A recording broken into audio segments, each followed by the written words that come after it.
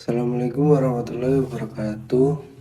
Perkenalkan, nama saya Muhammad Royan Maisa Putra dari jurusan manajemen.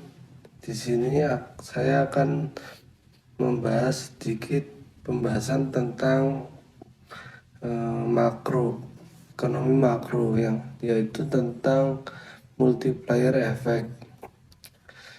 Multiplier effect sendiri adalah pengaruh yang makin meluas disebabkan oleh satu kegiatan yang selanjutnya akan memengaruhi kegiatan lain.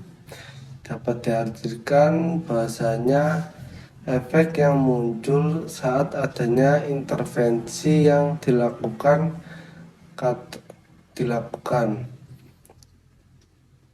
Ekonomi makro memiliki pengaruh luas yang ditimbulkan oleh suatu kegiatan ekonomi, dan peningkatan pengeluaran nasional berpengaruh pada pendapatan dan konsumsi. Ada jenis-jenis multiplier effect. Yang pertama yaitu output multiplier, yaitu jika pendapatan nasional berubah, maka akan terjadi perubahan dalam output yang dikeluarkan. Semisal terjadi peningkatan pengeluaran nasional seperti untuk membeli bahan baku tambahan, maka output atau pengeluaran yang dikeluarkan itu akan makin banyak atau besar. Yang kedua yaitu income multiplier. Income multiplier ini berkebalikan dengan output tadi, yaitu peningkatan pengeluaran nasional juga bisa menambah pemasukan secara nasional. Contohnya yakni pembelian bahan baku lebih banyak, maka hasil produksi akan lebih banyak. Sedangkan ada biaya tetap yang tak berubah, yang dapat diartikan bahwasanya yang meningkat itu hanya biaya variabel, dan berarti akan ada pemasukan atau income yang lebih besar dari sebelumnya. Selanjutnya yaitu employment multiplier.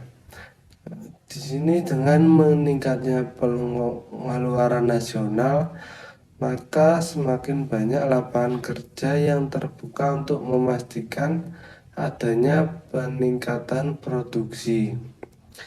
Ini yang disebut sebagai efek berganda, yang berhubungan dengan pekerjaan.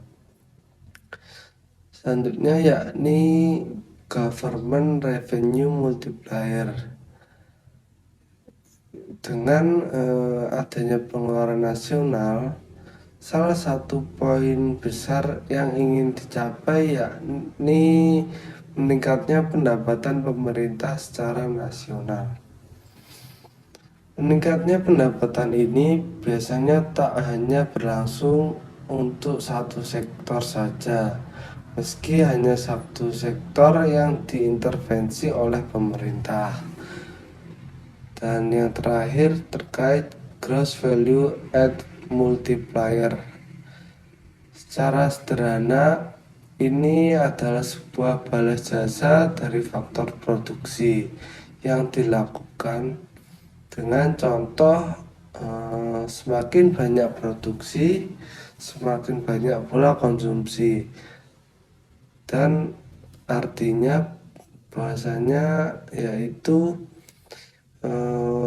akan bisa memicu faktor untuk pertambahan pemasukan negara.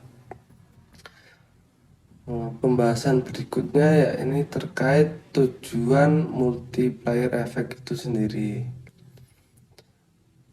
Yang pertama yaitu identifikasi perubahan pendapatan. Yang dimaksud identifikasi perubahan pendapatan yaitu melakukan identifikasi pada perubahan pendapatan yang disebabkan karena variabel pengeluaran pada suatu kasus, misalnya seperti konsumsi hingga investasi.